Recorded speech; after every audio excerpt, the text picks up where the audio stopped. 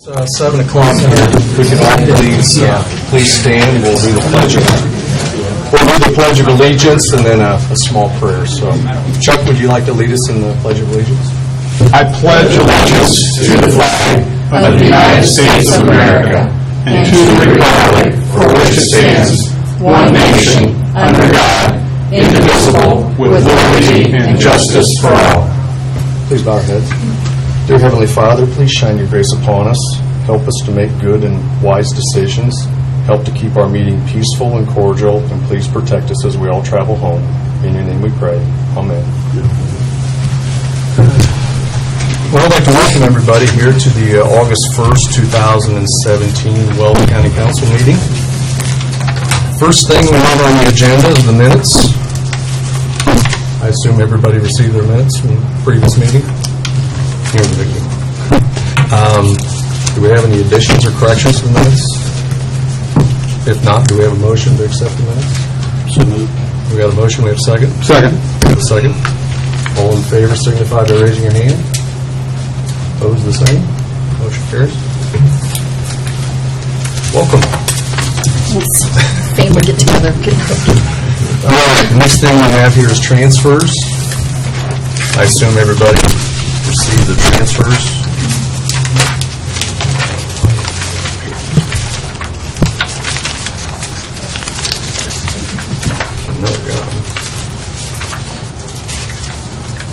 All right, we have transfers from the Recorder's Office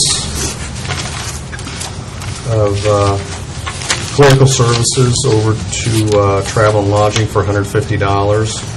And then we have quite a few with community corrections. I'm assuming that's to balance up. Beth, is that what That's portion of it? it's just a whole lot of Of everything getting Switching swung around. So we've got $20,000 coming from Field Officer 3, part-time clerical, indigent, and vehicle repairs over to contractual services. Anybody have any questions here on the transfers? If not, do we have a motion to accept both transfers? I'll move to approve both transfers. We have a motion. We have a second? Second. We have a second. All in favor signify by raising your hand. Opposed, the same. Motion carries. All right, now additional appropriations. We've got some, we're going to take each one of these individually. We have Circuit Court. If seeing Judge Kirkhoff, you want to step up? For last month, unfortunately, you weren't here and we had some questions, and so we thought we'd just table it and bring it back this month. Not a problem, and I apologize for not being here last meeting. It just didn't get on my calendar. I apologize about no disrespect to the council. No problem. I certainly understand your decision to wait.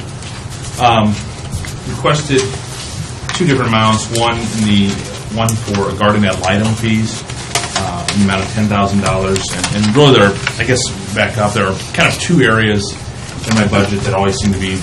There's a couple, but these are the two main ones right now that seem to be. I'm always kind of a moving target when we set our budget at the end of the year. During the year,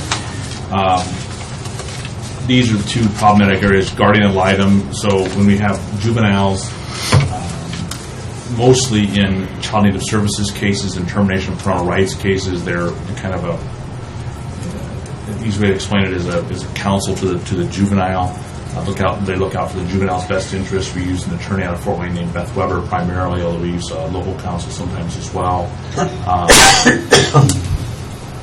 That fee is just it's just what we get. I'm looking at some options and coming forward, but right now that's just what we've contracted for an hourly rate to do those cases.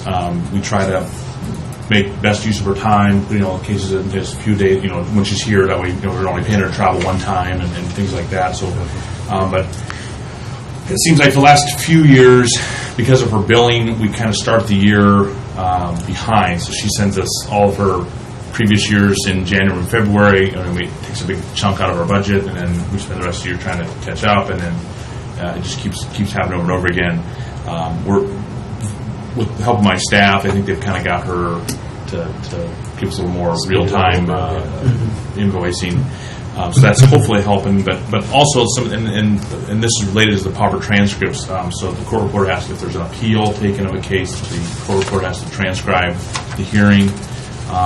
These two areas, I attribute most of it to increase in child native services and termination of parental rights cases that have kind of matured. The case has kind of matured its way through. A couple years ago, we went into the high 80s and the 90s, and we're on course again this year to go back into the 90s again in those types of cases.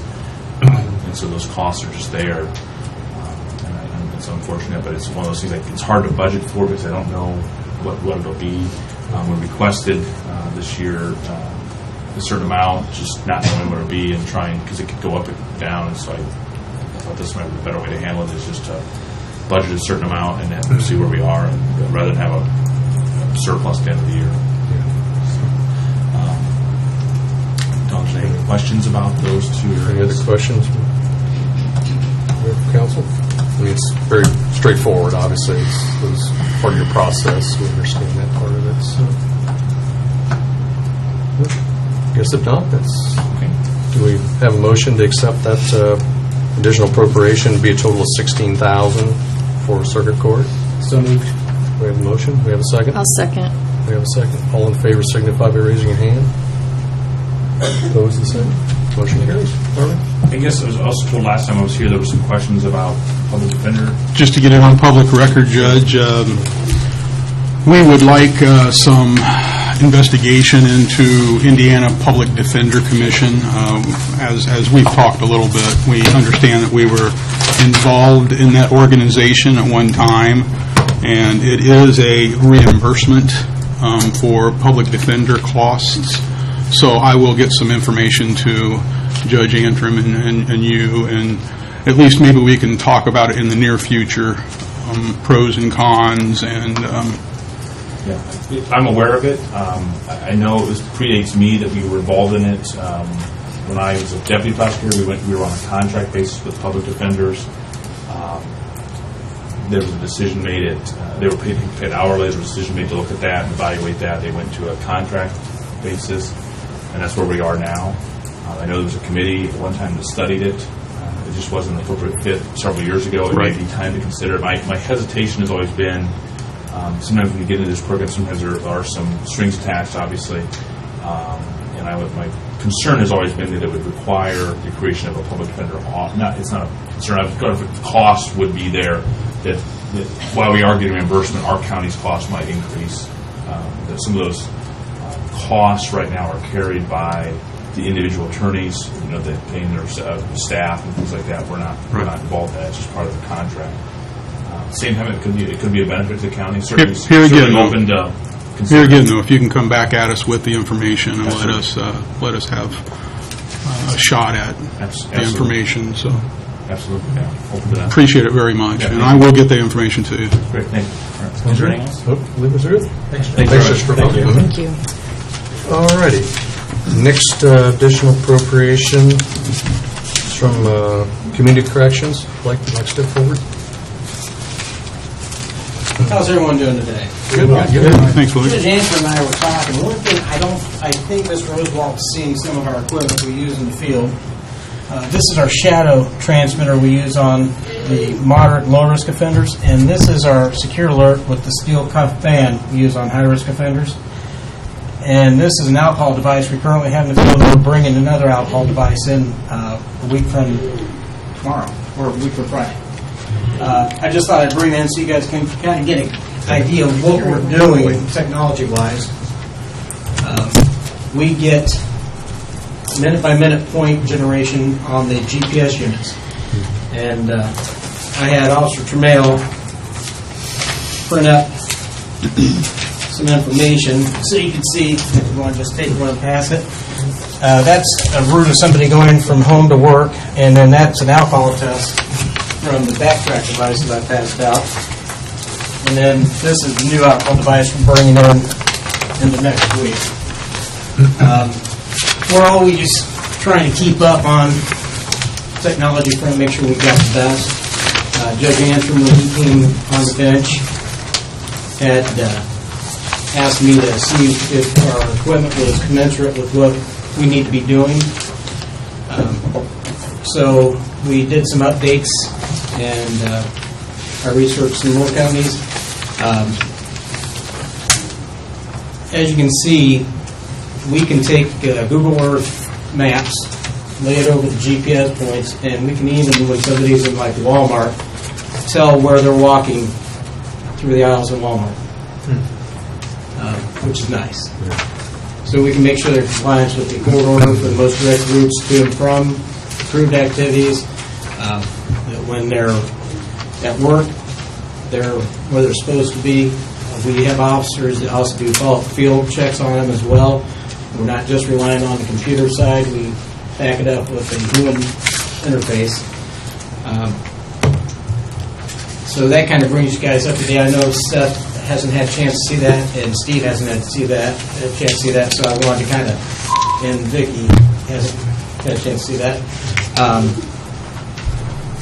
So that's just kind of an update. How many people are you currently monitoring?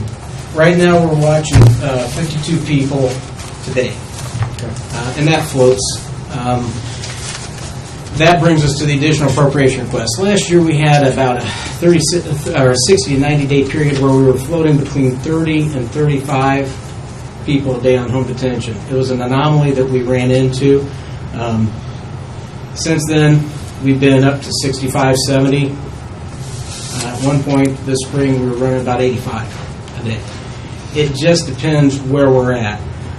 One thing that I did, and the additional appropriations to cover a shortfall we had on that 90-day window where our census was below what our target was for the grant budget projections. Since last November, I've been renegotiating the monitoring contracts on all this equipment, and we've been squeezing the vendors about as tight as we can. And I'm going to kill you with paper tonight, guys. I'm sorry about this, but I'm a big believer in showing you what we're actually doing. And I think that makes more sense. So for anyone in business, you're used to this kind of stuff, and I appreciate your patience. What I've gone through and done is this is the top part of that sheet is I've broken out, starting at 40 people a day by 5-person increments, how much an offender pays at $14.50 a day total that we bring in, and then for a week, and then for the year on collections. Below that, you're going to see for the shadow transmitter, which is this little guy right here. Oh, I'm sorry. I apologize. They're all the same, right? Yeah.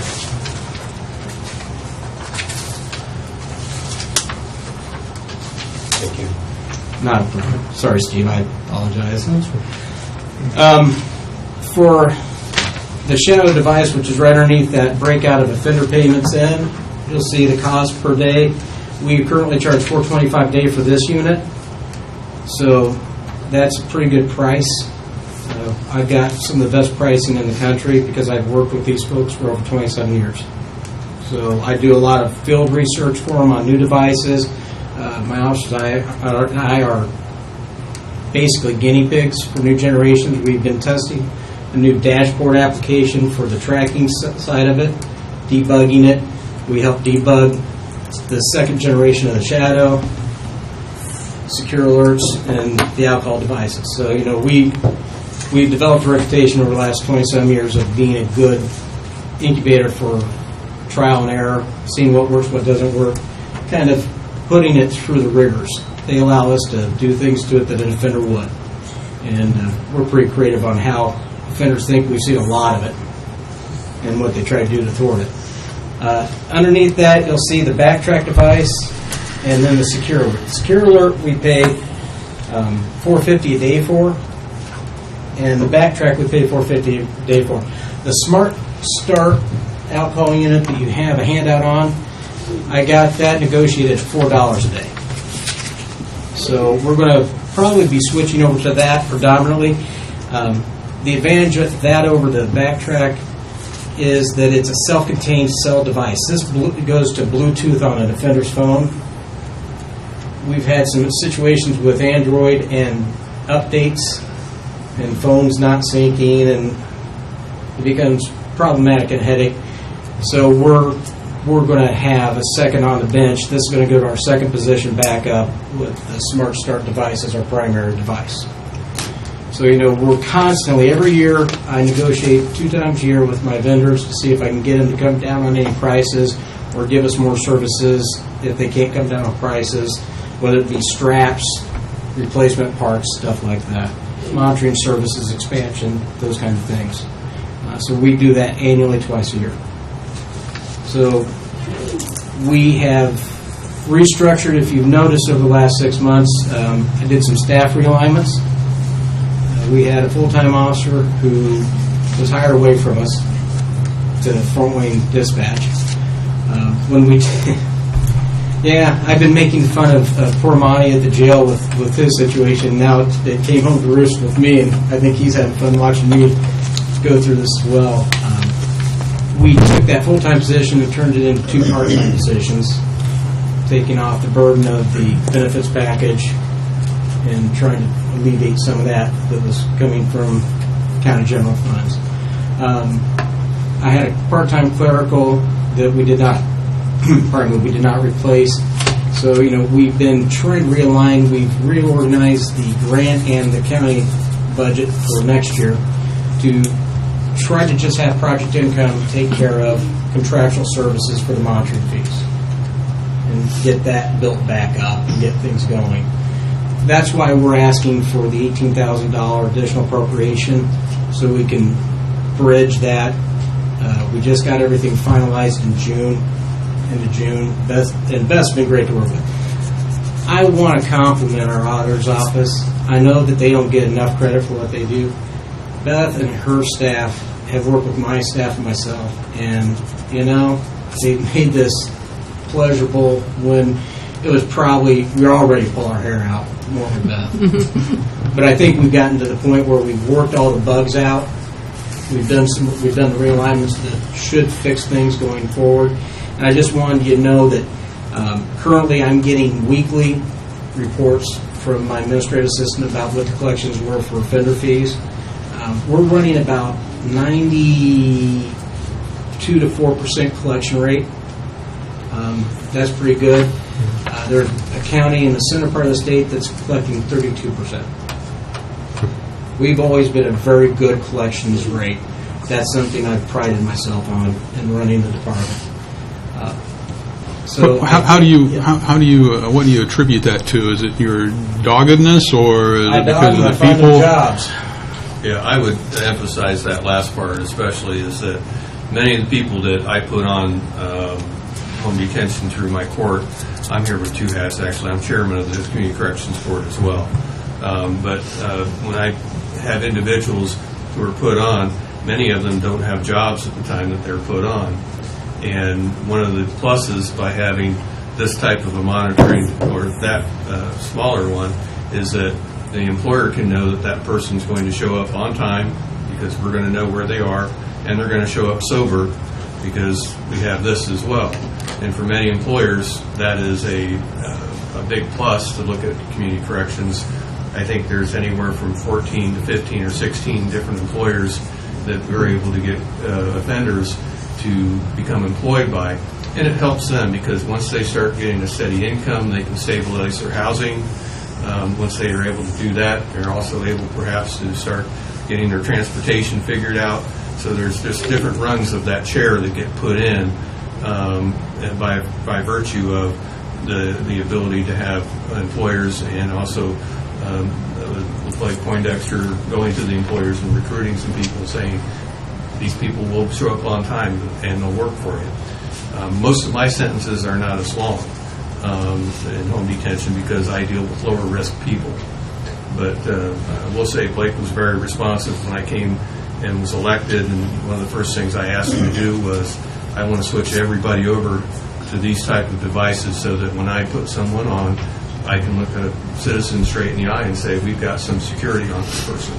It's not foolproof. People do. Sometimes they're able to slip out of them, maybe double jointed or something like that. But these things go on your ankles, and they put them pretty tight on. But the 10% that are delinquent, the consequences are? What we do is, that's where we use the indigent line item in the county general part of my budget. Those are medical issues. And believe it or not, as you can tell, I included the medical expenses from January 1 to July 1st. And as you can tell, we've deferred quite a bit of medical that the sheriff's department did not have, or the jail didn't have to come in and ask for. We've got people, I've had back surgery people that have gone on right now. I've got one waiting for a back surgery. I've got a person on who has pancreatitis. He's got 4 or 5 things. But the charges are serious enough, they have to have something done to them. But we sure don't want to burden the taxpayers with the medical expenses of them being in our jail. We have mental health issues where they're undergoing treatment. We work with Benchmark Services, make referrals to them for those folks who have physical limitations or mental health limitations to do job training and job readiness. That's something we struck up a relationship with them over the winter. And in turn, they've been helping us. We're a site for them now to bring in a clerical trainee. And so we do some training for their people trying to get into the workforce. So we're trying to get them jobs, even if they have medical and mental health issues. We try to get them to the point where they're stable enough physically and mentally that we can get them back into the workforce. So, that's that 10% check that we're talking about that have been lost, but I'm even working on plans to try to get them back into being a hourly wage earner taxpayer. And that's something I believe in since the very get-go. When I started with Judge Gosthorn, he had that sentiment. That was something he and I agreed full-heartedly on, and we've done every day since the department's been in operation. And Judge Antrim's been great, and Judge Kirikoff, and backing us up on that as well. So something, Blake, I'm interested, I'm maybe a little confused here. The equipment here, we don't own, is that correct? No, we lease this. We lease all that. If you were to buy... And so is the service then Correct. also, This right? is the service contract for the monitoring center. Their interface with us. Every movement gets sent to my 2 officers and I's phone.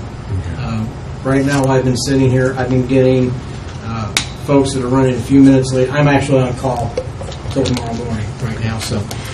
That's fine. I don't have to get too much detail, but I was just curious if back to when you were below 50, are you paying on 50 or more, or how? Only what we use. Just what I put in the field. Okay. And one thing I renegotiated in November was we aren't paying a shelf sitting fee. That's what I'm trying to figure out where this all stemmed from. Is where I'm trying to. I eliminated that, and it was just a drop in the census, an anomaly where we had a period where things kind of got calm, Okay. which scares me because normally it's an alpha wave, and anytime that alpha wave starts diverting from a normal pattern to where we may get real quiet, that means there's a big surge coming. Judge Antrim, I call it, you've heard the full moon cycle. Yeah, sure. But we can tell by weather when the full moon is out, we see increases and spikes in certain things. A couple weeks ago when it was so humid, we had kind of a calm down because it was so hot, everyone was sitting in front of air conditioning. Then when that humidity broke, we had an uptick. So, it's very environmental on some of this. And we've had periods where the weather's been heroic, just horrible, and they still go out and do stupid things. There's no rhyme or reason. So none of the monies for this it goes through grant then? Is it just strictly project? Is that? Yeah, it's all project. Strictly project pays for that. So he's budgeted for the project. Projects. So all that budgeting is through general, right? So No. Not That's only a through the portion. user fee, where the user fee. offenders Okay. pay, they pay the Obviously, fees. if there's any, The project income is part of the state contract. but if there's any negative amounts, then obviously grant's not handling Well, the it. issue is that the fund is in the negative, and Right. Blake and I have been working to try to take the project burden fund. off of the project income fund, and it's a lot of different reasons, but it's I understand. we I can't just was put wondering more why money is general into just that the only fund. thing getting And hit Todd, for what the different happened is- serve? It's not general; it's There was a project. period over Right, the yes. last That's Yeah, fine. there was a period over the last 4 or 5 years where I gave a lot of cuts and pullbacks, and we may have gone a little too far on that. I'm trying to engineer this so we don't have to adjust up.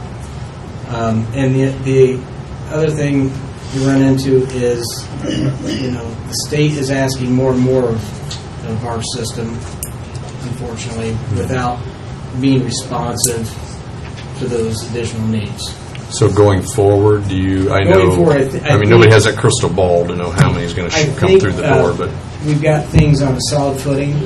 We've been able to cut a lot of some expenses out because we've got to get the fund back in the positive. Right. And, and we had to move it, and we've moved some to the grant, and now we have to make an adjustment, this one-time adjustment through general fund, and then the monitor fees then will continually be paid through project income, but this is just a catch-up for this one time. This appropriation will take us through to the end of the year then? It's not like we're going to be coming back? Because then they will continually pay the rest of the year through the project income fund. We're right now averaging between 3,400 and 3,700 a week on inflows from the vendor fees.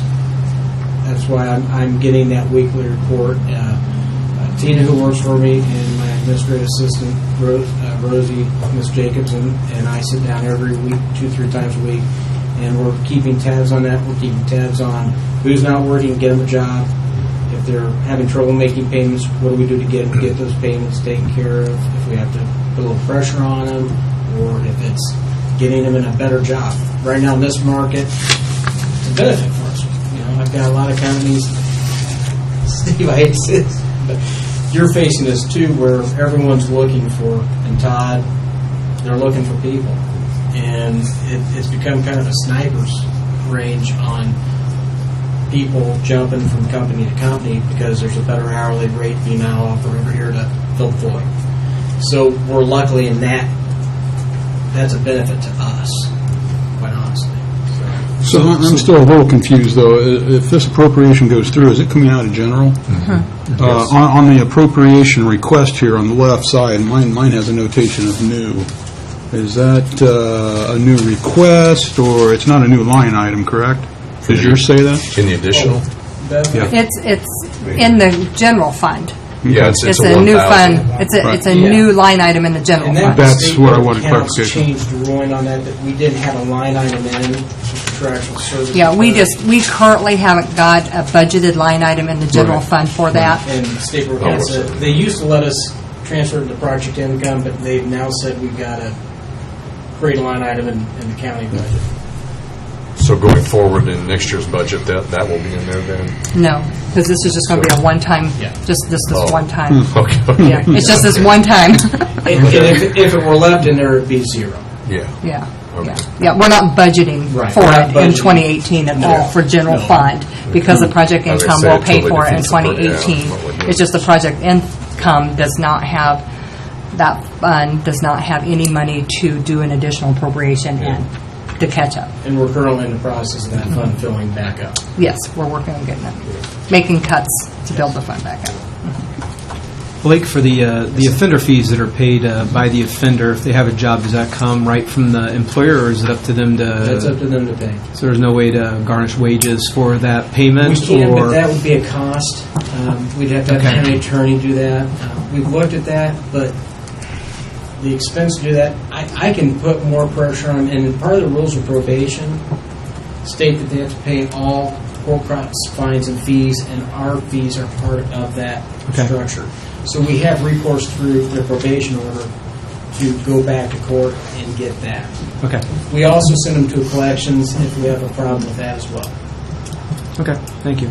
That's good, because it would be an administrative extra From the cost employer. on an employer. Yeah. To do that. Yeah, and I try to be sensitive to that Yeah, so I because, appreciate that. you know, that's, I know when I was in the private sector, it was a headache to do. When my dad was practicing that, you know, We're already doing enough business. you do enough, you got enough hats you wear, you don't want any more on them. Any other questions for Blake? I guess if not, do we have a motion to approve the $18,000 additional appropriation? I'll make a motion to approve. We have a motion. Do we have a second? I'll second. Do I have a second? All in favor signify by raising your hand. Opposed, the same. Motion carries. All right. Thank you, folks. This was at the, oh, watch your foot. This was at the bottom. I don't know if it's something you need. That was for my notes. Okay. All right. Again, I apologize for all the patience, but I haven't had a chance Hopefully we really can to show you move this guys. forward now. So. Okay, thank you, gentlemen. Thank you. All right, next additional appropriation is from the Health Department. Marlene, I see you back there if you'd like to step forward.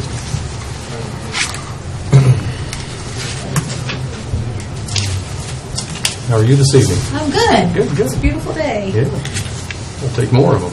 Yeah, we will. This is my kind of weather. First of all, I want to apologize. I did this letter, and I was so intent on trying to explain everything out that I didn't actually stay in the narrative where the record or the monies were coming from.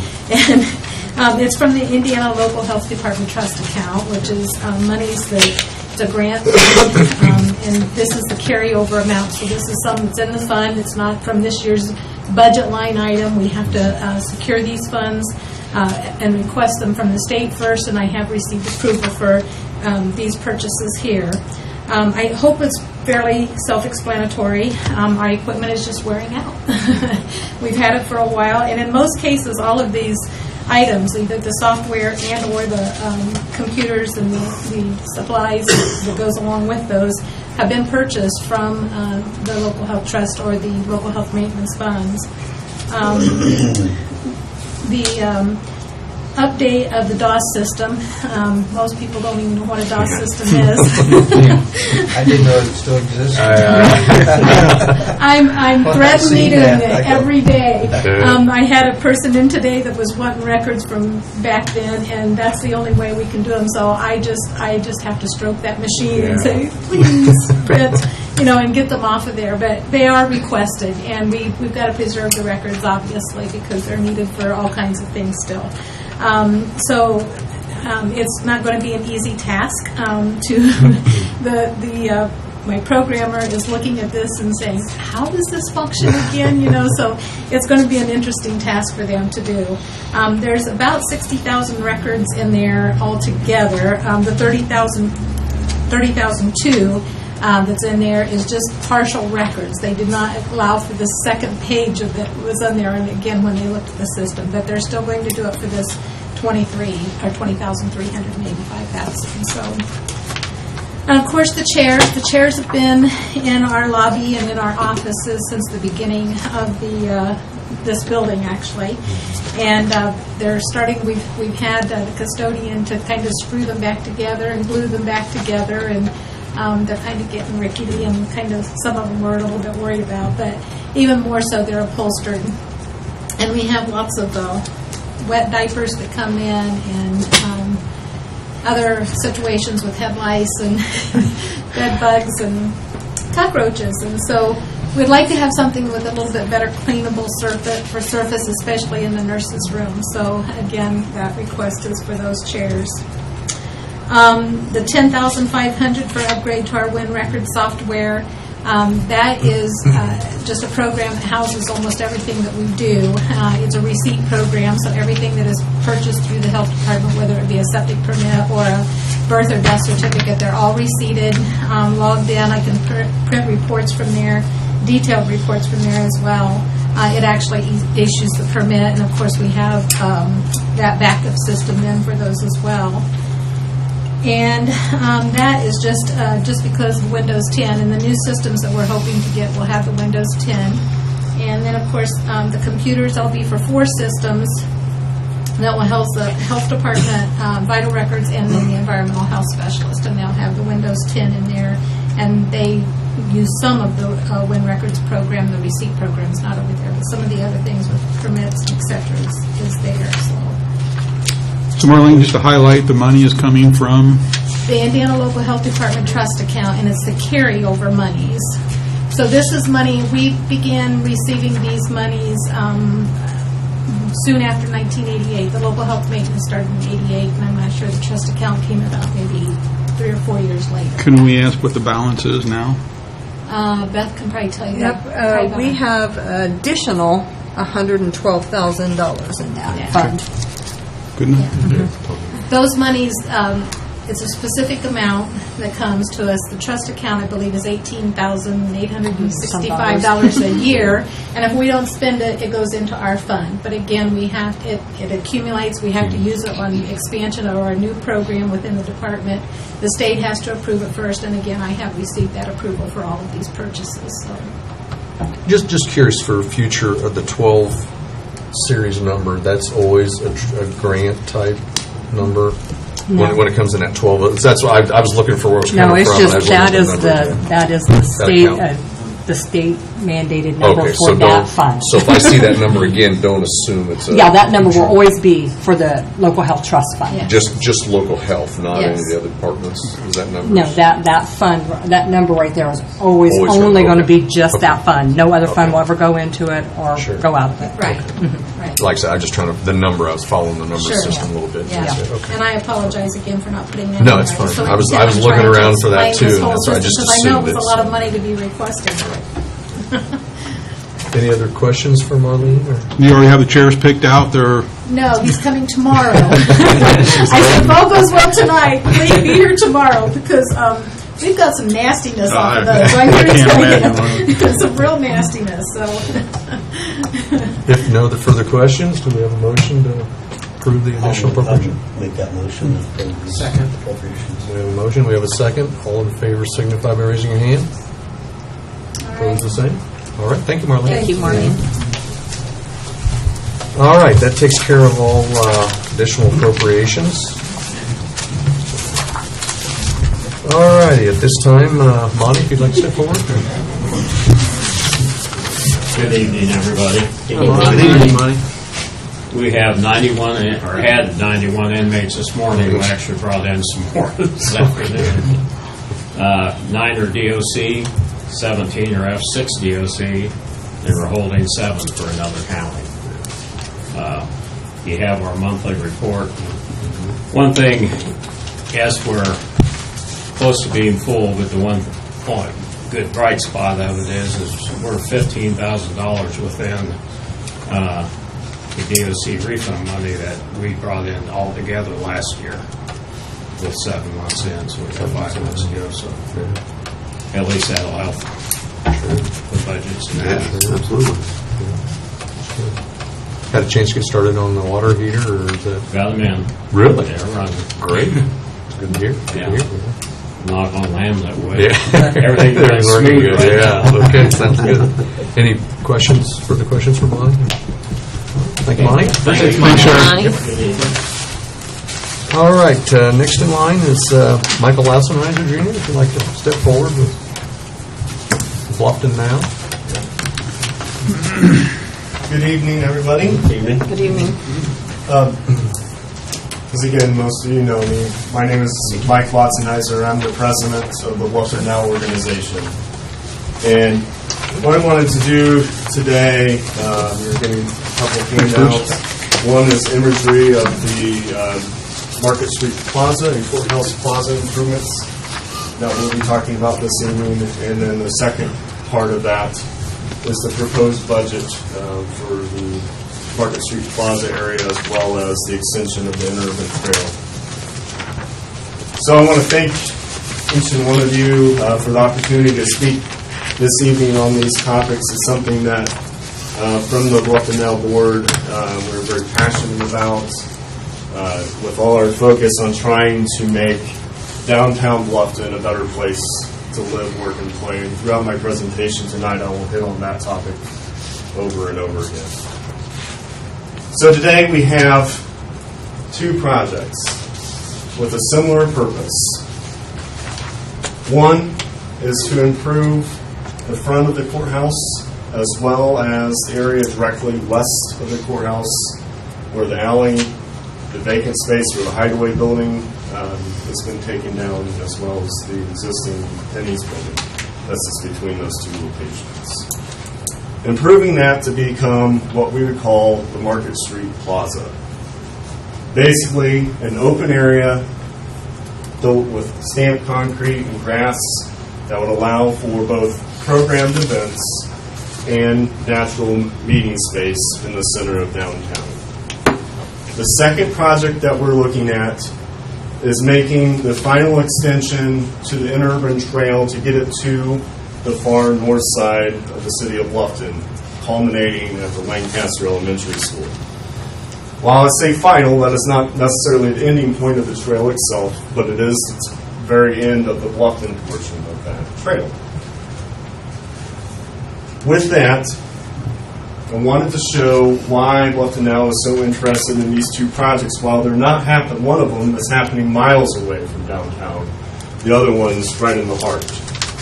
Why do we see these as being beneficial pieces together? The Market Street Plaza finds itself in a very interesting location along the trail's path. When it is extended to the Lancaster Elementary School, there will be approximately 7 miles of uninterrupted trail from the Wabash State Park to the Lancaster Elementary School. Downtown finds itself right in the center of that 7-mile trail network. The plaza area would create a natural stopping point for people using the trail for recreational purposes, as well as a place to start and finish community events like walks, runs, and other events that would utilize the trail network. So we see the extension of the trail as being a benefit to the Plaza project as a whole, allowing for more potential uses of the downtown plaza as well as the trail system itself. The second part of the trail system benefit that we see for downtown is that evermore it is more important for us to have multiple modes of transportation. Especially younger generations find a greater benefit in being able to walk and bike to locations in their community versus the need to travel by car. In downtown, if you talk to a lot of the business people, there is an issue with parking. You can't avoid it. Everybody wants to drive their car and park in front of the stores. There's not enough spaces on the streets to provide that. Having an uninterrupted trail network that would centralize on the downtown area would provide people the opportunity to choose to walk or bike into the downtown area instead of needing to drive there. It provides safety for those people to do that task. Before the trail was extended to the north, the only way to bike or walk was to do that on the side of the street, in the grass, side ditch, or bike on the roadway on Stairwood 1, which was not safe. The farther north we take the trail, the more people that would have the opportunity to use that trail network for those purposes and do it safely. And the more people we can get to travel into the downtown area, the more potential foot traffic, more potential customers for those downtown businesses. So what specifically I'm trying to ask for today is 2 pieces of commitment from the county. We just made this presentation to the City Council and had positive rapport with them, and we want to do the same with the county. There's 2 pieces of this puzzle. First of all, there's the portion of the plaza that is on the property owned by the county, in front of or directly north of the courthouse building itself. During the process of getting engineers' estimates and everything for the plaza itself, we had them look and separate this piece that is owned by the county separate from the rest of the plaza so that this piece could be something that would be done by the county as part of their share of the project. The cost estimate is approximately around $127,000 to complete the improvements to the north side of the courthouse plaza. That would be the first thing that we'd be asking for the county to stand up for and support the plaza's development. We well know that there are issues with the stairway coming up to the front of the courthouse and the potential discussions about changes to the entranceway into the front of the courthouse. Those, while potentially could change, the design of the courthouse plaza will be in above that number. So any additional costs or improvements to the stairwell are not considered in that as of yet, though I know Engineering Resources, which is doing our engineering work, is looking at that very same issue. So soon we'll have a set number for those pieces. The second thing that we're asking for in the same request we made to the City of Bluffton, it is very important in a fundraising atmosphere to provide as many tools in your tool bag to help us gain to our goal. of completing these two projects. We have a large fundraising number that we need to hit, and one of the tools that we would like to have is the ability to have matching funds to match dollar for dollar private donations with public funds. What we request is the same that we requested to the city, that the county would put forth $250,000 to act as matching funds for dollar for the project. While the city of Bluffton's did $150,000 is what they voted on and approved, they also stated as the project goes forward that we have the ability to go in front of them and ask for an additional $100,000. Partially because they want to see what the county does in their process. The city of Bluffton did approve approximately $362,000 to go towards the engineering of the projects, project management and fundraising management, as well as matching funds. The funds that we would put forward the project would move through Wells County Revitalization, which is Bluffton Now's parent organization. So any funds that would be put towards the development of the project would be moved from the county's funds to Wells County Revitalization to manage the project. So I wanted to clear that up a little bit on how that would work. So right now, people throughout the community are looking at Bluffton Now, they're looking at the city, they're looking at the county, and they want to know if downtown revitalization is something we're going to take seriously. For a long time, we've sat and watched downtown Bluffton and Aussie and the downtowns in our community slowly erode away. The places that we loved to go to decades before are not there anymore. We now have empty buildings, things that are falling apart. But we have something new. In the last couple of years, since Bluffton Now became an official organization and we started talking about what we could do to revitalize downtown, we've seen a significant uptick in the amount of people looking at properties in downtown areas that are for purchase, as well as potential business entrepreneurs that have an ideas of what they want to do in some of the spaces. Real estate agents constantly are telling me that this is a new fad. That is, the more we talk about doing the plaza, the more we talk about downtown revitalization, the more people we see interested in the spaces. But they all have a similar question. Are we serious? Are we really going to do this? Are we going to make the plaza happen? Are we going to take these steps, the multiple pieces of the puzzle that we need to complete downtown revitalization? Are we going to complete them? So with that, we want to say yes. We want the city to say yes. We want the county to say yes. We want Bluffton Now to say yes, that we are serious about doing this. We're tired of letting downtown fall apart. We don't want it to go away. We want it to be a place where people want to live, work, and play.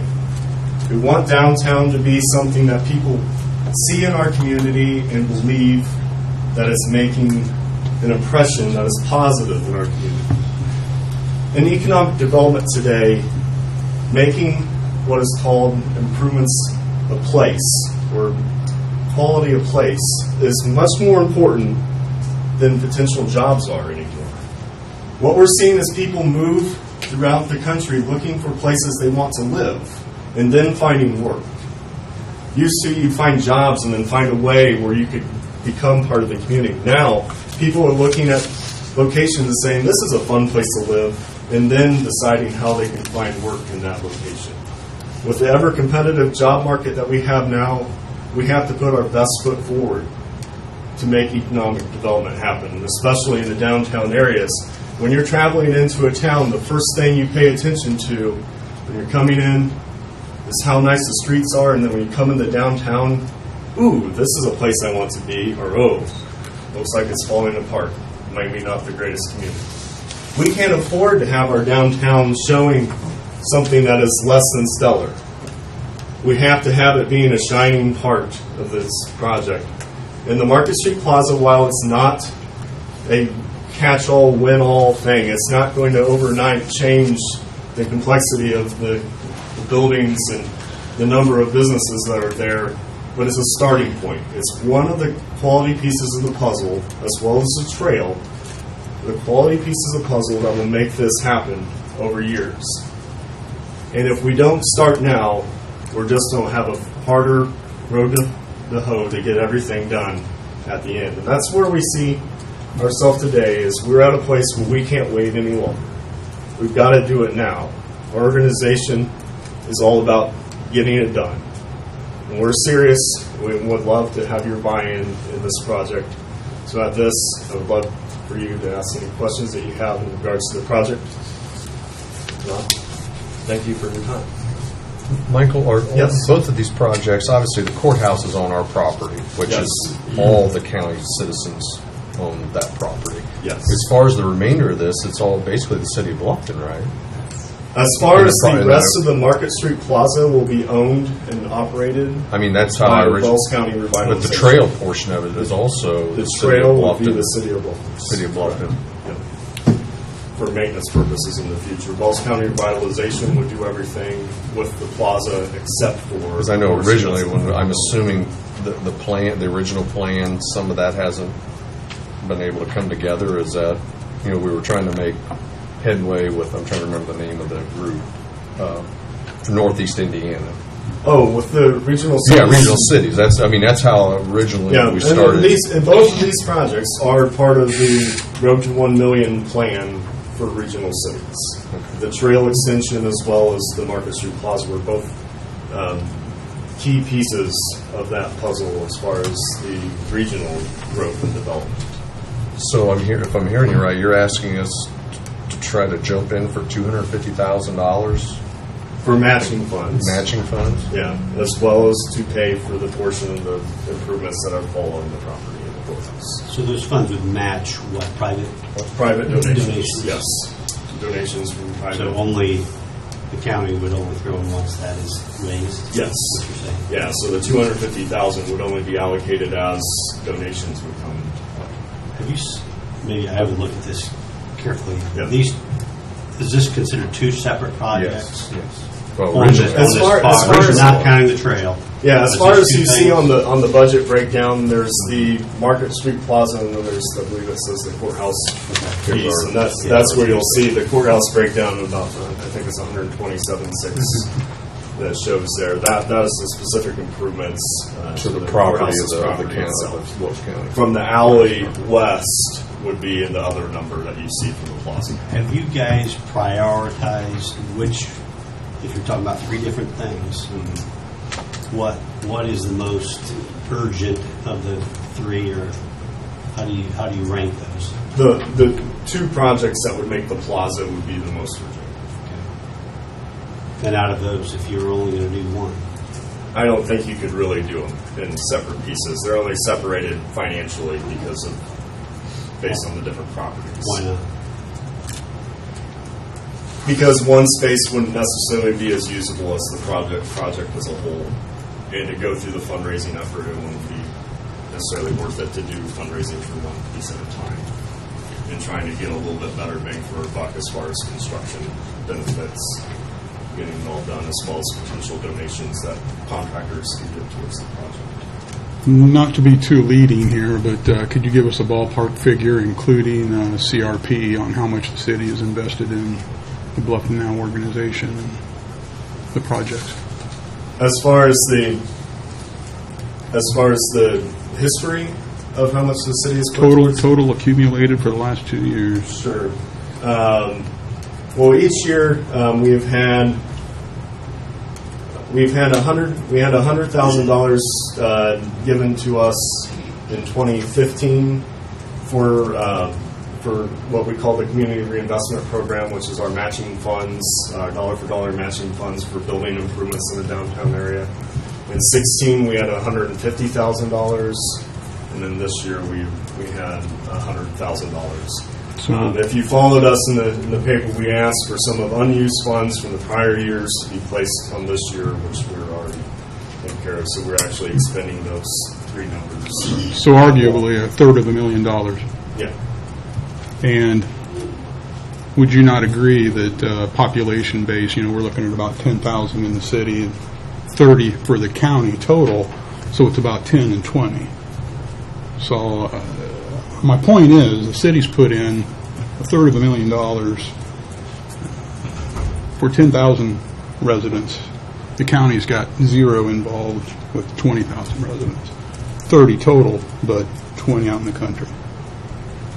You agree with that, roughly? Yes. And let me, if I may, please, I am a member of the Bluff Now organization. And on a personal note, my daughter and son-in-law have lived in Charlotte and Chicago the last 10 years. And they are now, just now, seriously considering moving back to this area. And they can get a job anywhere in the United States. They're both senior accountants, CPA, auditors. They are now looking at this area because of quality of life. Schools, Parkview Field, Riverfront, interurban trail, the surrounding. Quality of life is what Mike is trying to say is just paramount. Yeah, and it's growing. And I see it in my personal life now. And another personal note, bear with me, but the older I get, the more I travel. And I look at it as a tourism issue. We actually travel around the tri-state area looking at different venues, attending different venues, and that's very common for my age group.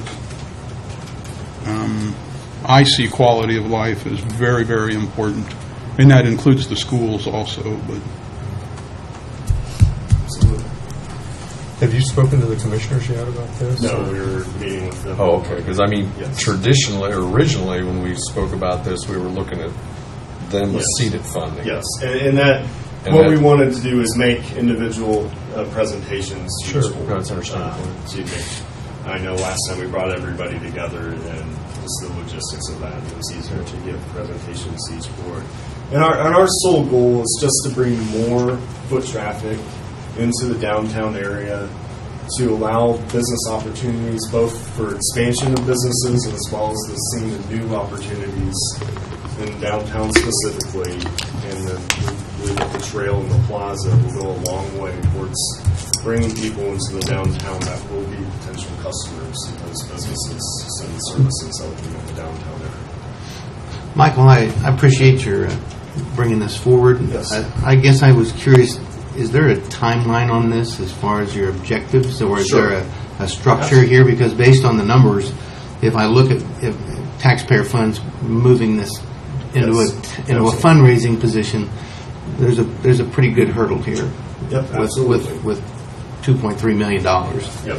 So I guess I was curious where you were headed Sure. there time-wise. Our timeline, our rough timeline is that officially right now, we are starting, the Bluff to Now organization is starting what we call the readiness audit, where we'll be interviewing potential donors throughout the community in regards to finding out specifics on how they feel about the projects and what their willingness to assist in those processes.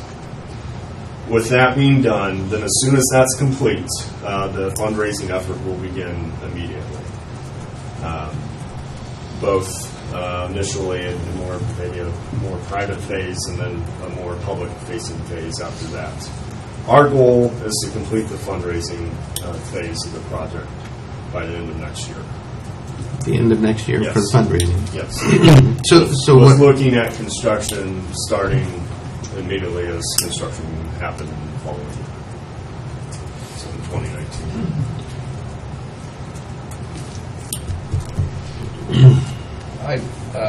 Just looking at this, Yes. we've already got a plaza there, and, we already own the courthouse and everything. Yep. As I look at that, I go, man, that's a bunch of money that we're going to have to afford for something we already got. I know it's not this design or anything, so I guess Yeah. you need to persuade me why Sure. we Well, need okay. one of the reasons why we wanted to do this, and it's gained traction as far as the portion of the courthouse plaza that is already there, is one, that we spend a significant amount of money, almost on an annual basis, on the maintenance and re-concreting that plaza area as pieces sink and break off because of the different eras of which they were put in. And the area is aging, and that maintenance cost is going to increase over time, and it already is showing. Even some of the improvements that we've made here recently have already started to deteriorate. And what we want to see is this project would reduce the amount of hard surface, the amount of concrete that you would have to maintain in there, and replace a lot of that with green space, which is cheaper and easier to maintain, and would be possibly put together into a single contract that you would be able to share with Wells County Vitalization, as the same entity would be maintaining the chamber building as well as the Market Street Plaza itself, as far as the grass area. So that's one of the important reasons for looking at this project as a whole, is not only as completing the aesthetics of everything, which is going to be a great benefit. As you walk into the plaza, and the first time in the history of Wells County, you're going to see a county green space. You go into every county across Indiana and you see a county green space. We don't have one. I don't know what the forefathers back in the 1800s were thinking when they set aside a smaller area than what other communities did, but that's the facts. And what we're looking at doing is creating that courthouse green, which other communities use for these events and great things in their community, and providing this real usable space in downtown. So one, we want to address the historic and future maintenance costs of the existing plaza and make it into one usable space, one consistently designed usable space, so that one piece isn't designed or used in separate ways.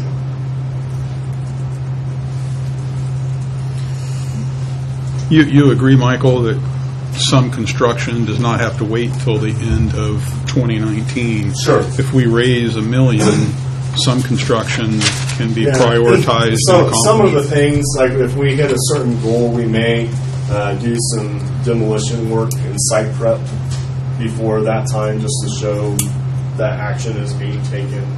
Again, we are trying to show that we're serious about revitalizing downtown, and each piece of the puzzle that we can show being done, that more that positive aura and feeling towards people that are looking at investing in buildings or business opportunities to see.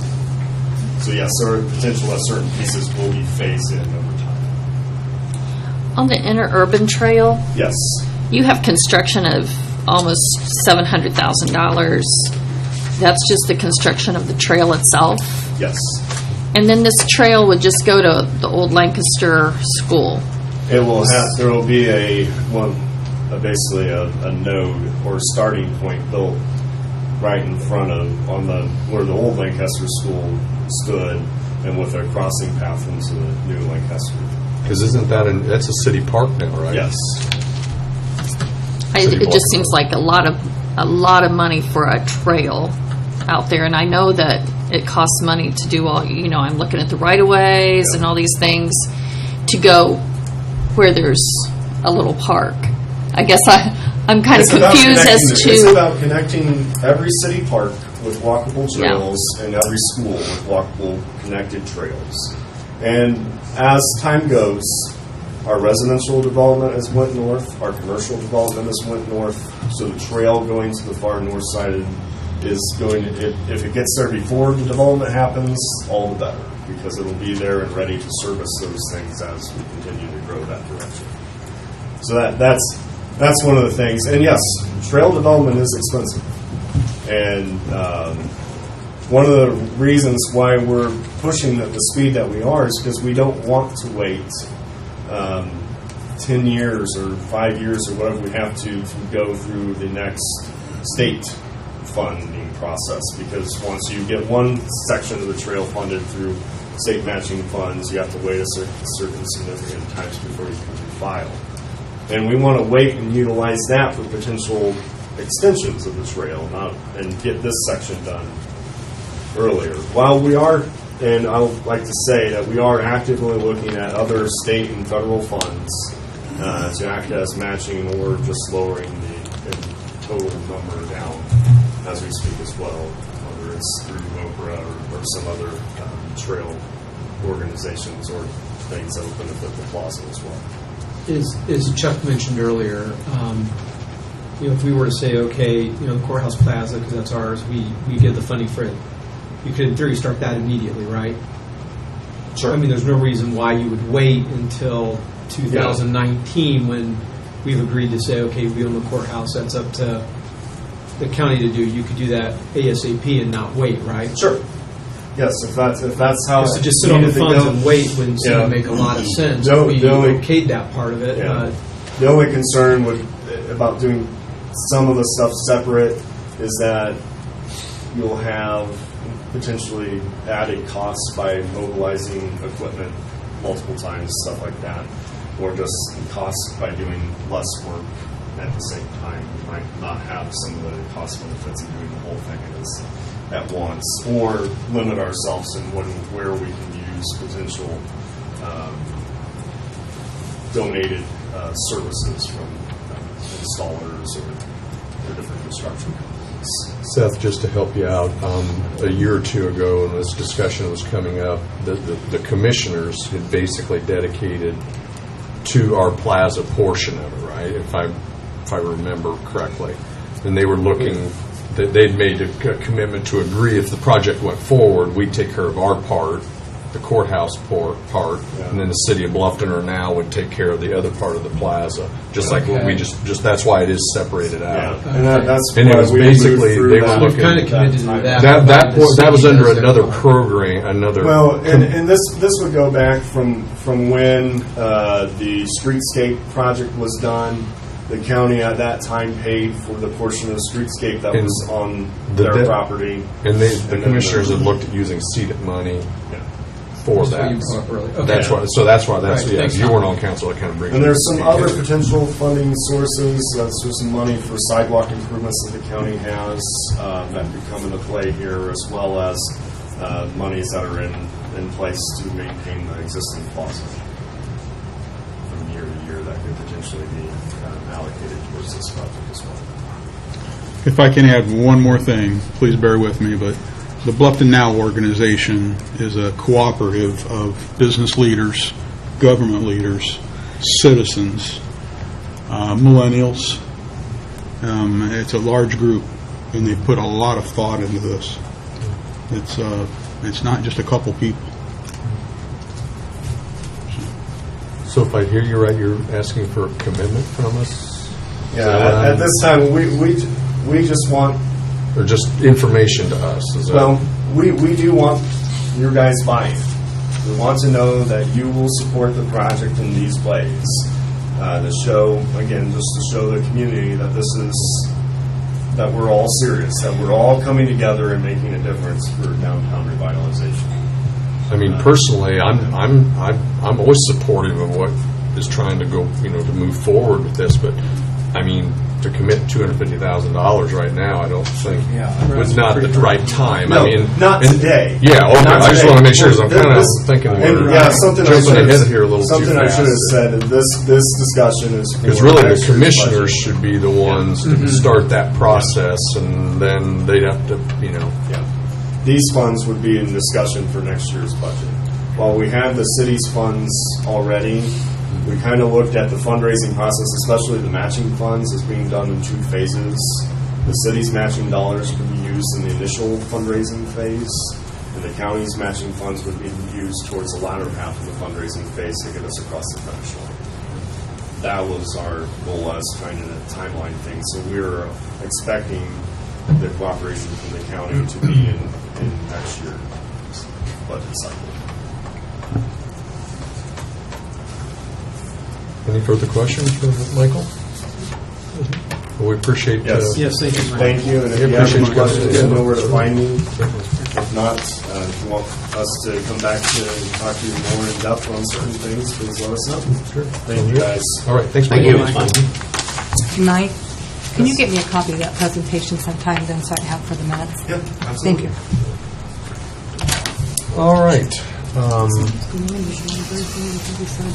Yeah, probably be a good thing, so we get in here, yeah. I guess at this time, we have three, we're going to jump over to the Wells County Library appointment. At this time, we have three applications that came in, they're board appointment applications. We have Dustin Brown and Greg Stetner and Gayla Gerber. I believe, Dustin, you're in the crowd here. Is there any other applicants that would be in the crowd? Or okay, did you want to step forward and introduce yourself? We can. Like I said, we've got three very good candidates here, and appreciate you coming in. Absolutely. Well, I appreciate the time to speak to you briefly. Just by way of introduction, we relocated to this area, to Wells County, about 2 years ago. We came from the Cincinnati area, and we're part of the largest circulating library system in the nation. We have found that the library here in Bluffton is on par with that library system. We have found Bluffton to be a very welcoming place. It's a great place to raise a family. We like it here quite a lot. And a large part of what we have found so welcoming, we have found at the library. It's kind of been a nexus for us in terms of settling in. So that said, when I was made aware of the opportunity, I was desirous to pay it back a little bit, and that is why I am seeking appointment to the Library Board of Trustees. So that's pretty much it in a nutshell. Have you got any questions that you would like answered? No, but here again, forgive me for talking so much tonight, but I know all three applicants, and any one of them would be stellar on the board. I was going to say, on paper, they look great. But I also got a glowing recommendation from the people at the library for the Brown family. I've been on a committee with Mrs. Brown before, and I would highly recommend that we lean towards that side. Well, we appreciate you stepping up and appreciate you coming into our community. Yeah. So they kind of funneled in as we went along. Did everybody get a chance to see the applications? Because I know they kind of felt that we kind of had nothing, and then all at once it started, activity took place there at the end. So you need to step back. Thank you. Thanks for stepping forward. Appreciate it. Like I said, I found them, all three applicants, being very, very good applications. I guess with that being said, do we have a motion to make a nomination for Library Board? No, we have three, so we've got to narrow it down. Well, I'd like to say a little something. I'm happy to, they're not only him, but his family come here too. They showed up. And of course, I read all the resumes, and I take the time to present yourself and show up. Right. I like it when we get to meet the people that, we're trying to appoint and stuff. I'd make a motion for Craig to serve on that board. This is Dustin. Or Dustin, sorry. Yeah, Dustin Brown. I'll gladly second that. We have a second. All in favor, signify by raising your hand. Opposed, the same. Motion carries. Welcome aboard. Right, Congratulations. Welcome. Thank you again for coming. Appreciate that. thank you for showing up. Means a lot. Yep. All righty. Okay, now we're to review the estimated levy limits and estimated circuit breaker impacts on taxing units. This is something that we need to. Yeah. Everyone will watch this thing. This is something that we need to do by statute. Is that correct? Yes. That gives us an opportunity to look over all the taxing units, excluding the schools, right? No, all. Were they all listed? Yes, Okay. all. So including schools, to make any recommendations if we feel as though something's out of line, but being in a frozen tax levy, there's there's not, and we're not hitting caps. There's not a whole lot that we can really stand here and make comments unless, any other council members have any comments on? I know there's a lot of pages and a lot of information here to go through, but everybody get a chance to, I assume everybody received information on this thing. And I made copies for you too, in case you just didn't. I think some of you Thank you very much. The last Yeah. Yeah. I didn't see anything that stood out as big, because again, it's all pretty cut and dry. Yeah, there's really not been any changes Yeah. at all, But I can see from last year to this year, because we do have frozen levy, property tax levies, and we're not hitting circuit breakers. So there's really no changes in that, so,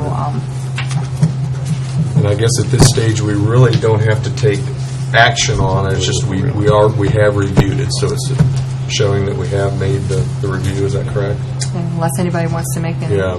suggestions to any of the taxing units. I think we have Aussie in here. Jeanette, I was going to say, I assume that's... only taxing unit we got here Yeah. tonight, but I sent out invitations to invite Then everybody just to let come. everybody know, years ago, we used to have binding reviews, which Yes. everybody came in and we went through each step of it. And this took over for that, is that correct? Yes, absolutely. Okay. Yep, we no longer have the So we binding don't have to reviews, go but we through still that. have to review and make recommendations if you have any to make. Just to highlight something for maybe Seth and put it back in my perspective again, on the Wells County Civil, the mental health adjustment and the developmental disabilities adjustment, those are fixed. And we have no State, control over. yes. We grant that to them. The mental health we do, yes. Yeah. Okay. Developmental disabilities Yeah, is that's the what, same thing, right? Yeah, he just asked for the $39,312 every year. Yeah. And that's probably per population, or I wonder how that is. States, that's the For the percentage, right? mental health. Mental health. Now, the For mental health. disabilities, that actually comes directly from, what they request. Yeah, and as a county, we've decided to let them do that because they do Well, by-county we have services, right? we have to participate. Yeah. We have to give them, And obviously there's a we- limit of how much. they And I'm not saying it's wrong, I'm just trying to... No, yeah, it is, yeah. And those are on top of the levies. So that's why it shows Shows in there. like it does. Any other questions or comments? If not, we'll move forward into the next section here, which would be miscellaneous business. Okay, well, the miscellaneous business kind of follows right back Right from back into what these levy limits, and I think I have talked to most of everybody, and Darren was at the last meeting and kind of went over some ideas also. But since he's been here, and I even questioned Darren on it before, and I brought this to your attention, with our levies being frozen since 2009, we have this is the third year in a row, we have having to pull from our stabilization fund. Stabilization fund grew for the first several years when we was receiving more income tax than what was needed to support the levies of all the taxing units. So that money's put into the stabilization fund. 3 years ago, we hit the target of not receiving enough money in income tax to support the levy growth for all the taxing units in the county. So we had to pull from the levy freeze, $202,000. The last year we had to pull the same thing. We had to pull $285,000. This year we're at $706,000 that we're pulling. A big jump. A big jump.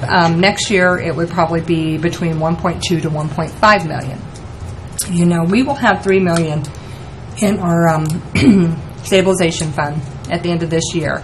But if we don't make a change, next year we're going to pull 1.5 million out of it. And then the next year it'll probably be about 2.3 million. And there's not going to be enough.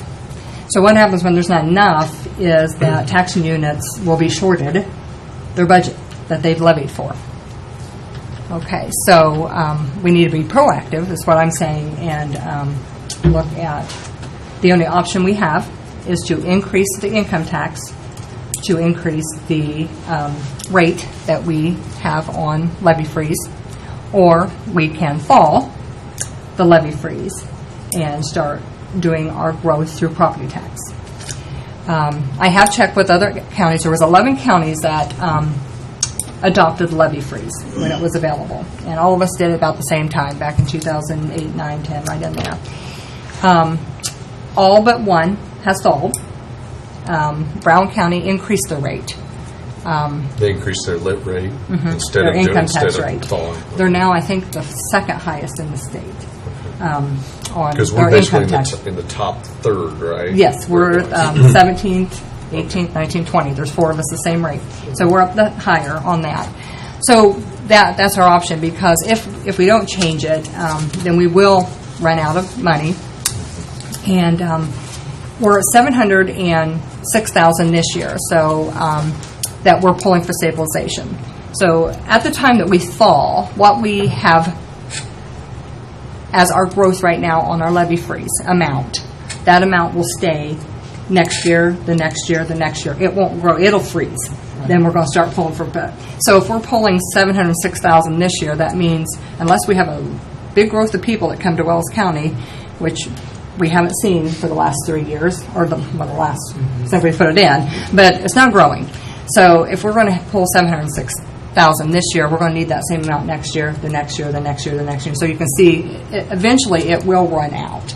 But if we wait, then it's going to be a bigger burden to taxing units, when they're going to get short of their budget. And is it right, Beth, that if it falls, then, let's say we wait a year, we're pulling 1.5 mil. Then we're going to need 1.5 the next year, the 1.5 the next year. So it really compounds itself. And then it would really hurt taxing units Right. further, bigger burden if we wait. Yes. Now, just something else, this does not affect schools, right? Yeah, schools are not affected by the levy freeze. If you look at the municipalities. information that I give you, you notice that the schools have the 1.4% growth on their Because the levy. state lets But everybody them. else that has no growth. Yes, but the schools still grow with it because they are not part of the levy freeze. The schools are not. Because their general fund is through the state and they only have what they budget through the property tax would do that. And just to knock this around, this is contrary to what Dustin recommended. Darren recommended Yeah. to adjust the credits to homeowners, Right.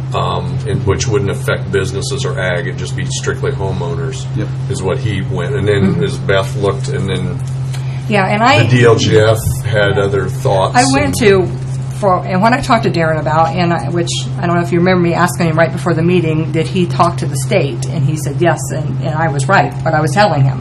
I said, Darren, the growth is still going to increase in the income tax. He didn't think it would, but I said, yeah, it still increases. And so Darren had a great idea, which we do have credits that we're giving, and that's an option also down the road, but that still doesn't help with the levy-free situation that we have.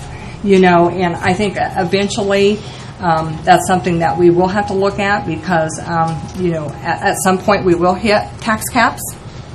And then, we right now we have that credit, the income tax credit that we are putting on homeowners' tax bills. So that credit's going to help for not hitting tax caps. But, once we hit tax caps, then that's another hurdle that we will, have to look at. But at this point, I just see that I see the harm that will happen to taxing units, us and all taxing units. Every town of Ossian, city of Bluffton, all of our taxing units. If we don't make a change at this point, it's going to be a big burden later. If I understand it right, also, that if we thawed, the amount of increase would only be what the state sets. So that would be the growth factor. Yeah, the growth like, quotient. for example, the growth quotient this year is 4%. So it's not like it runs out of everybody runs out of control. And everybody starts grabbing increasing their rating. It can only go 4%. Yeah, levies can So only there is grow. there is checks and balances to it. So because once you thaw, then things do change. I mean, it's right now it does not. Yeah, right being now frozen, it stays. So because our property tax levies have not grown since 2009. Ranking through the state, do you know about where we're at as far as our property taxes? We're down in the like second or third. We're the lowest third on property taxes, and the I knew it was highest low. We don't on income tax side. Yeah. So it's kind of one of the, it's a balancing act of where do you- Another thing that, the levy freeze statute has been repealed, so, no one else can do it, so no one else can enter into a levy freeze. And, going forward? Going We cannot forward. do it anymore? Yeah. So it was something back, it happened before I came on the Yeah, council. it was before my time, too. Because I came in May It's of been a 08, while. and then it took A lot of effect in this- 09. When they started all this changing at Indy, and Beth Yeah. will tell you that, And when the tax caps come about and all this, I think that's why it went in. That's when we got these. We went the income tax side instead of the, Right. that's why I took it, that's why we froze. I didn't, it's kind of confusing why. It was the before my process? time, so I wasn't Yeah, in yeah, with those so, meetings, so yeah. I can't really speak for the reasons why. I mean, I don't think it was a bad thing. I mean, we've kept property taxes low and we was able to keep going, but now we've hit the threshold of, now it's time to, make a change because we won't be able to can't go continue forward. supporting through income taxes because our community's not growing to It is- support that growth. It is a confusing thing, obviously. Without a crystal ball, Yeah. Yes. Right. it's tough, but at least you can see, you can see in the future somewhat. Yeah. And I did, like, Yeah, I and remember I a couple forwarded years ago, your, you were Yeah. starting to talk Yeah, about this, yeah. so it's not a. And if we Yeah. don't alter soon, yeah. it will compound. And I have as you checked said. with, the state to confirm what I was seeing, and I forwarded that to all of you, so you can see it's, they've kind of backed me up in what my thoughts are on this. What you sent out to us, the years, where it was positive, and then what's Yeah, happened now. it's kind of confusing I why mean, it once it shows changed you that what's quick. going Yeah. to happen if Yeah. something isn't changed. I mean, Exactly. It's just And I did not see a large increase indifference in between people coming in or different taxing factories or units. anything. We're all Yeah. guilty, in a sense. Yeah, and it's based on population, Yep. so your Yep. levy, your income tax is going to be based on your population of what your taxing unit is. So the bigger the population, the bigger the amount of money that goes to that taxing unit, and that's the biggest amount that's going to be shorted, too, when we run out. Beth, will we be affecting everyone that has property taxes now? Yes. Yeah, this would, a fall Food would. farms? Yes. Yeah, a fall would affect all Everybody. units. All Or affects all tax, property taxes. units. Yes. Where the credits would only affect homeowners. Yeah. Yes. When Darren was here, like he said, the homeowners would be the only ones affected that way. But again, that's a different, It's, yeah. it's a different animal. What?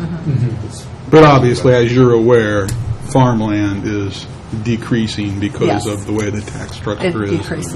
Yeah. Actually, we had one, which we have certified our AVs to the state, and we did have one tax. It went up overall, of course, usually which it normally is. So it did go up overall, but we did have a couple taxing districts that went down, and Jackson being one of them, because Because of ag.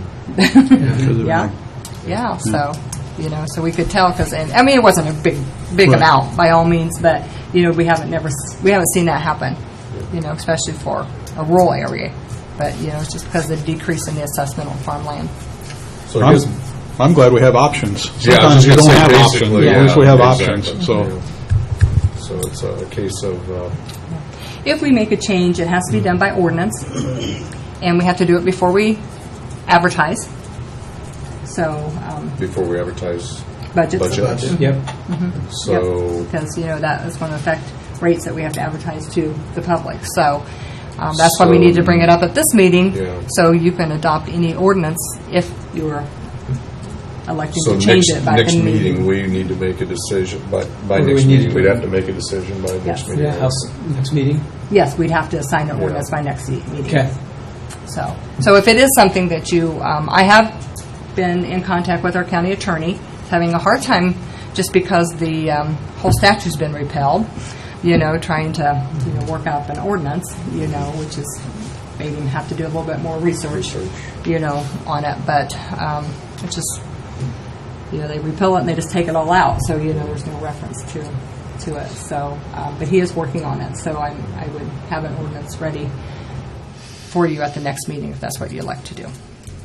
So I guess at this point in time, we need to digest this and kind of come back next meeting or comments, or? I'd be happy to see the public have some comment on it, Yeah. if there's anyone that wants to bring that to Because light. basically, we're looking at options of raising income tax. The other option is the credit for changes credits on homeowners, and then the fall. Or nothing at all. Or nothing at all. I mean, that Can would it be be a very combination of those two? irresponsible if we did that. Can it be a combination? Yes, you can do any of that, but my, I would hate to see you make two adjustments in the same year. Yeah, that would be You know, complicated. to taxpayers. So, looking at the thaw standpoint, all the other counties, except for one, you say, have done the thaw process. So, that's Brown County's the only one that hasn't done that. So, everybody else Has has thought. they've worked through this. Yeah, well, predicament they're also. out of date. Well, once you run out of stabilization money, you have to. Yeah, you don't have- we you don't have a get to that choice. point. We don't But get to if that we point. wait to that point, then our problem is that, at this point, the county would have been, if you've seen the report, we would have been shorted $300,000. If you wait till next year, it's going to be more like, $600,000-700,000. And that's just our unit. I mean, so it'd be every unit of And government. didn't you say, Beth, there was a county that happened to, and they had to Yes. do immediate cuts across the board? And Well, yes, because I did it contact wasn't- Wabash. He Yeah. referenced Wabash a lot, and I contacted the auditor up there, and I said, "Well, what happened when you thawed, and and you didn't have any money left in your stabilization money, or before you thawed, you didn't have any money left in your stabilization fund to support the levy growth that the taxing units have budgeted for." And she said, well, when we did our spring distribution to the taxing units, like when you always get your spring distribution, they sent a letter along with it stating that they would be short 30% in their fall distribution, because that's how much money they was going to be short. So at that point, taxing units would have been in, some hurts if they didn't have enough operating balance or something to carry them through for the rest of that, budget year, because they would have been shorted. And they did. They just got short. There wasn't, the funds wasn't there, so they couldn't send it. So I think we would agree that inaction is not really an It's option. pretty irresponsible, Not to Yeah, do it. because if you wait, they've already budgeted that money, and then all of a Yeah. sudden in the spring they're going, They don't get it. oh, you're not going to get that money You're not that getting you it. budgeted You would've thought for. somebody would've- So at least they had time to get rid of people or do whatever that they needed to do. But at that time, that's just a real poor management of how you're going to handle that. Especially knowing it's coming. Yeah, and that's what I'm just Right. giving you this information, because this is what is coming. This is what is going to happen. So Like I said, I think we need to digest it, and next meeting, we better be thinking that we're going to have to make some sort of a decision here, if we're going to make a decision. We'll have to have an ordinance Yeah. at that time, Yeah, though. but Yeah. assuming she would have it ready, and then we'll have to make that decision if that is what all council members want. yeah, I'll bring an ordinance if you guys want to adopt it.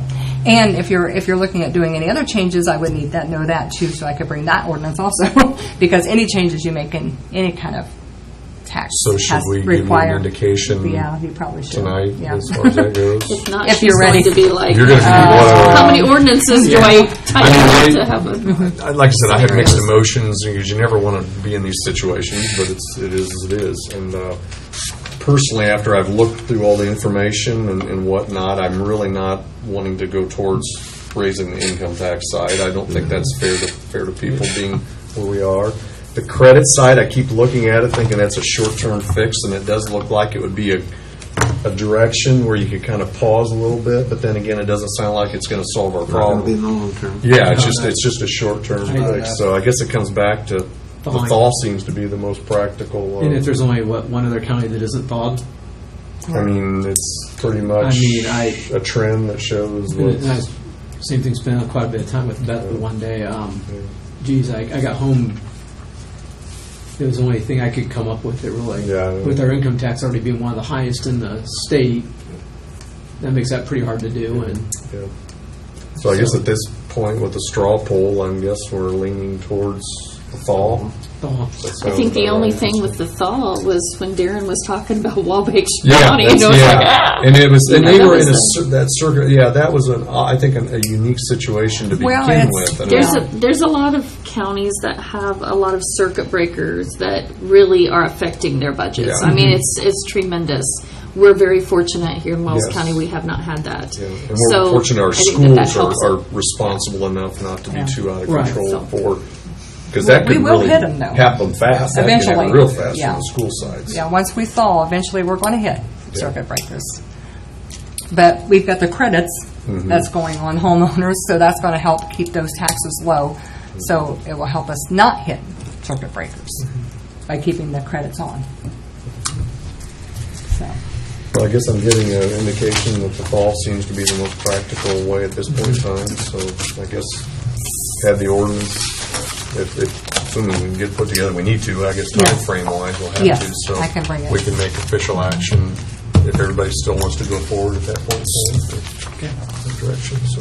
So just to put it in a scenario, so we're going to be 700 and some short.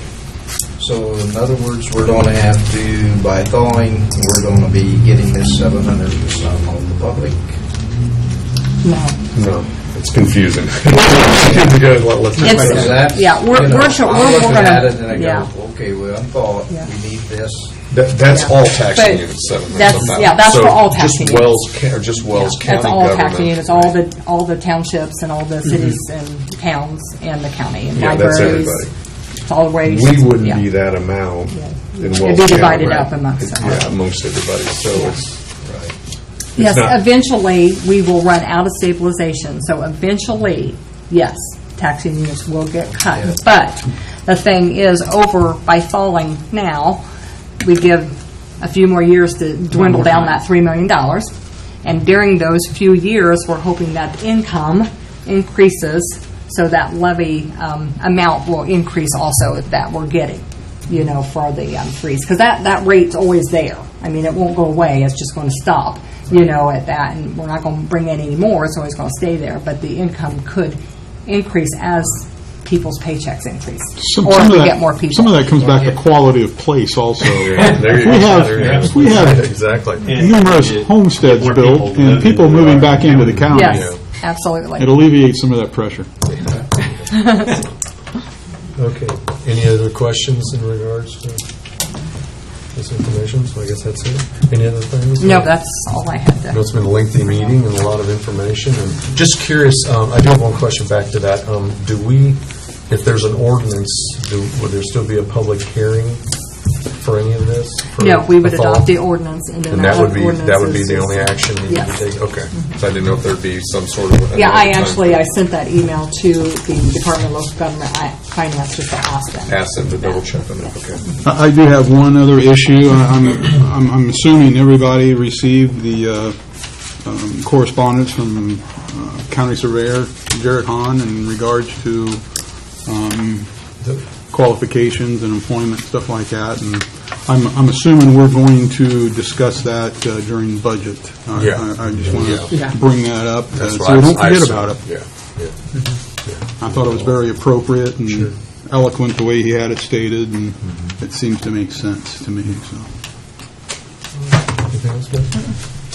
I guess if there's nothing else, do we have a motion to adjourn? So moved. And a second? And a second. All in favor, signify by raising your hand. Opposed, a second. Adjourn. Stick around, guys. We got some signing to do here.